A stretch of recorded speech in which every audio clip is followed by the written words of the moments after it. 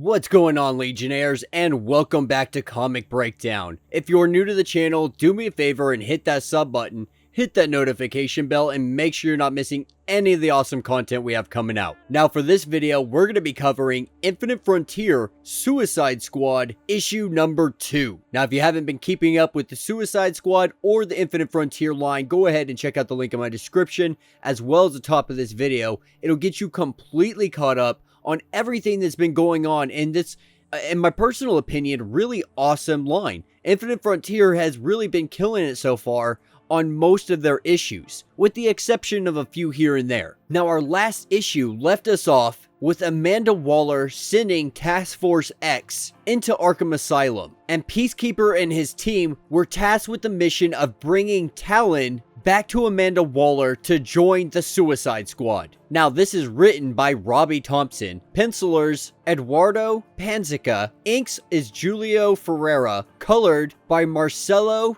Maiello. And with that being said, let's dive into this breakdown. Alright, Legionnaires, so as we get into issue number 2, we are brought to Arkham Asylum. And right now, the situation is, in Peacemaker words, FUBAR, which is effed up beyond all recognition. Now, Christopher Smith, aka Peacemaker, he came to DC in pursuit of one thing, and that was peace. And when he couldn't find it, he began a new life. He picked up the name Peacemaker and vowed to do whatever it takes at whatever cost to bring peace. But right now, that is the last thing he is getting, because they are in the middle of an all-out prison riot. Arkham Asylum is in pure chaos right now. And right now, he's kind of regretting being the leader. He's kind of regretting Amanda Waller making some chumped up charges and getting him to be the leader of the Suicide Squad. And the only reason they're even in Arkham Asylum right now is to get Talon out.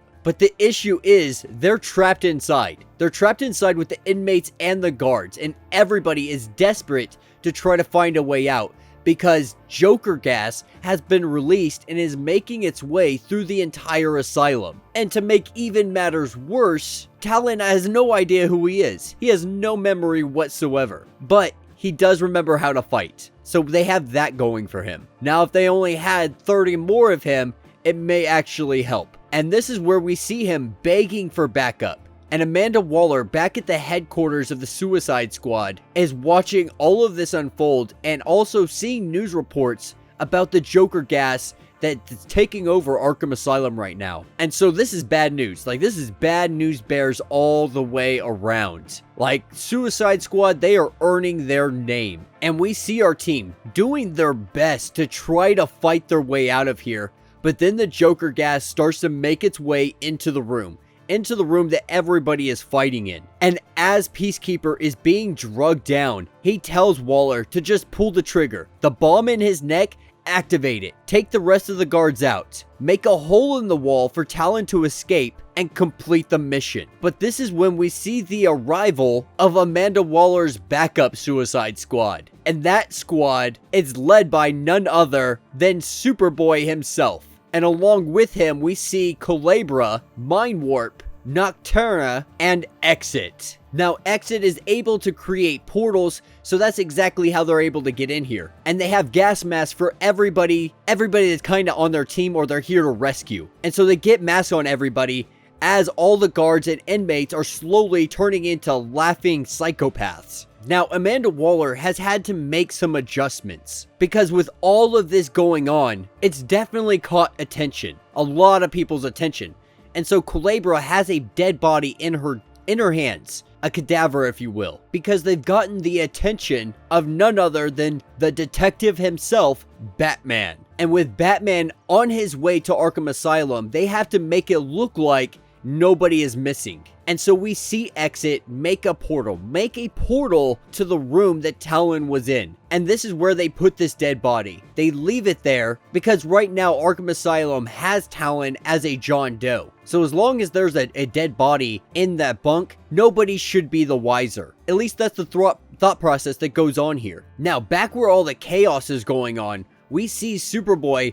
He's trying to save as many people as he can. He's trying to save guards and everything alike. And he is stopping everybody from killing. Like, that's his one rule here, is that we're not killing anybody. And we're gonna save as many people as possible. And everybody, you know, Peacekeeper, Noctera, even Waller herself, they're all telling him that's not the mission. The mission is to get Talon and get out of there. And by doing what you're doing, you're jeopardizing everything that's going on. And Amanda Waller, she's mad now. Like, she knew he wasn't ready, but she didn't have much of a choice to put him in the field. And so she starts giving orders to everybody. She has mind warps wipe the minds of everybody in the room so they don't know what happened. Has Peacekeeper get everybody through the portal. And Culebra, she's tasked with grabbing as many individuals as she can. In the middle of all of this, we see Mindwipe, his mask break. It cracks. And he turns into one of these Joker laughing psychopaths. And this is when Amanda Waller's like, alright, this is done. We're over with. Culebra, I need you to grab 3 people right now. And this is where we see Superboy shocked with kryptonite. And she throws Mindwipe and everybody else through the portal. As the portal closes up, Batman enters the room. Unsure if he actually saw this or not, it doesn't appear to be. He appears to be helping these people, but not realizing that they just made their exit. Pun not intended. All of this to retrieve Talon. Now, Amanda Waller, she swears that though he may not look like it right now, it'll all be worth it. It has to all be worth it. Whatever she has planned, Talon is the prime key in creating this. And we know this because later on in Future State, she has him become her Batman. Now, we still have the problem with Superboy laid out on the ground, and really he's sitting here dying because he was just hit with that much kryptonite that seems to be inside his body, planted there, I'm sure, by Waller, like everybody else has a bomb in their neck. But she also has a serum, and she has Culebra jam the needle into him, and it resuscitates him, brings him back to life. And Superboy, you know, he's upset and he's confused. Like, they could have helped those people and there was still time to, why didn't they? And Peacekeeper, he is livid because thanks to Superboy, 2 of the teammates are now dead. Though Peacekeeper can't really say much because he literally lost his entire team, and that's the reason Superboy had to go in the first place. And so we're seeing Peacekeeper and Superboy really butt heads here. And Peacekeeper tells him, like, you nearly cost me my mission. And since I'm still in charge, and you still got that kryptonite running through your blood, through your body, he sends him a message. And this is where he clocks Superboy right across the face and straight knocks Superboy out and tells him straight up to follow orders. And Amanda Waller's like, okay, like, easy now, like, let's take a break. Let's relax a little bit. And Peacekeeper even gets in her face and lets her know, like, nothing is gonna stop me from completing my mission. Not even you. Now, with everybody, you know, kinda going their separate ways, Superboy's able to get up off the ground and they ask, like, what is next? Like, okay, fine, I got punched in the face, whatever. What are we doing next? And this is when Amanda Waller tells them that they're too slow, that they need a little bit of speed. And their next target is a speedster. And that will be the end of this issue. So let me know what you guys think down in the comments. I'm really enjoying in this Suicide Squad line. It's a lot of fun, and we're seeing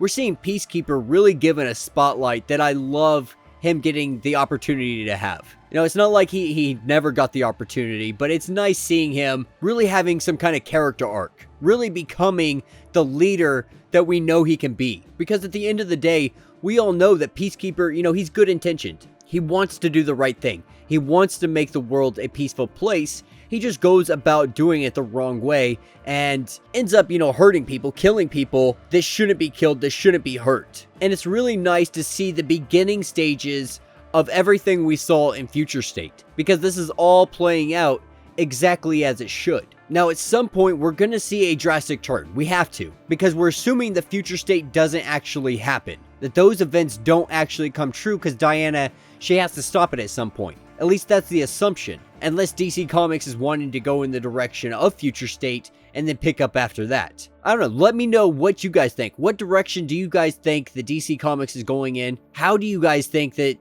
if Diana is able to change anything, how she might be able to change it? And if you haven't yet, be sure to subscribe to the channel, like this video, hit that notification bell, and until the next breakdown.